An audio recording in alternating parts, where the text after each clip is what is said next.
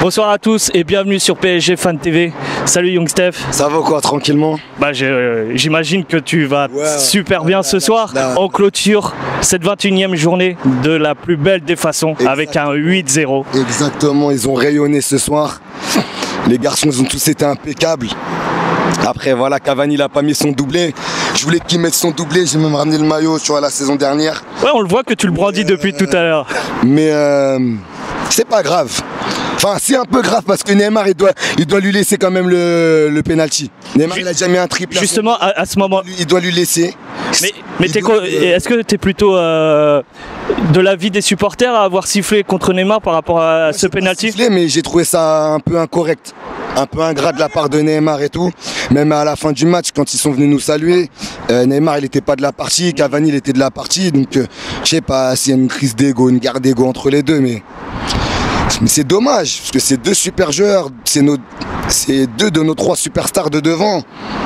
Et si ils se tirent la bourre, c'est mieux qu'ils se tirent la bourre positivement en fait, que de cette manière. Il n'y a pas raison qu'il y ait une polémique de toute façon ce soir. Après voilà, le match de Paris il a été bon dans l'ensemble, très bonne première mi-temps. Di Maria sur la voie de la rédemption, coup franc magnifique de Neymar aussi avant la pause. Un très bon pressing des milieux parisiens. En première mi-temps, mais même en deuxième mi-temps, on a été un rouleau compresseur ce soir.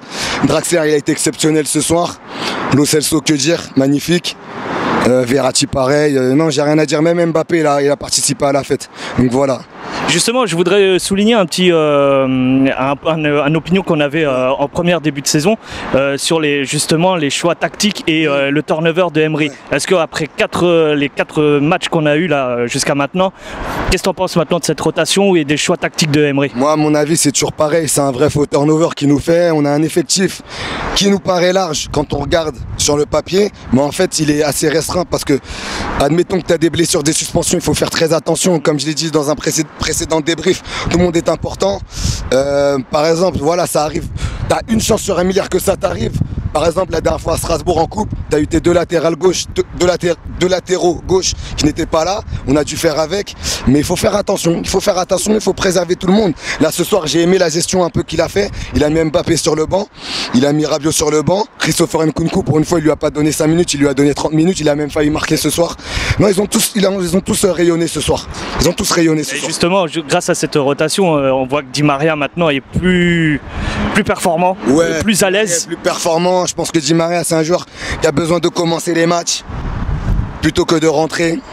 Et quand il commence les matchs en général, voilà, c'est un feu follet le mec. Donc voilà, pour moi il est sur la voie de la rédemption. Il est en train de se faire pardonner et puis c'est tout ce qui compte. Dans mes tops, il y a Neymar, il y a Di Maria forcément. Et puis le milieu parisien, parce que j'ai aimé le fait qu'il ait innové comme ça.